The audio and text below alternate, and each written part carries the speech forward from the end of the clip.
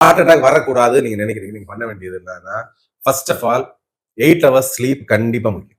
தூக்கம் இல்லைன்னா உடம்புல சில ஹார்மோன் லெவல் ஜாஸ்தியா இருக்கு. கார்டிசால் லெவல் சொல்லி ஜாஸ்தியானா எப்பவுமே இருதயம் ஃபாஸ்டா துடிச்சுக்கிட்டே இருக்கும். ஸோ கண்டிப்பா 8 hours sleep. Tension free life. 3வது ஸ்மோக் பண்ணவே கூடாது. ஏன்னா இந்த ஸ்மோக் பண்ண பண்ண பண்ண இந்த இருதய குழாய்கள் சுருங்கிக்கிட்டே இருக்கும். ஸோ அது வந்து இன்னைக்கு தெரியாது, போக போக சுருங்கி சுருங்கி உங்களுக்கு மாரடைப்பு வரதுக்கான சாத்தியக்கூறுகள் இருக்கு. கொலஸ்ட்ரால் லெவல் எப்பவுமே டோட்டல் கொலஸ்ட்ரால் 200 கீழே இருக்கணும். கெட்ட கொலஸ்ட்ரால் நார்மல் ரேஞ்ச் இருக்கும், நல்ல கொலஸ்ட்ராலும் நார்மல் ரேஞ்ச் இருக்கும்.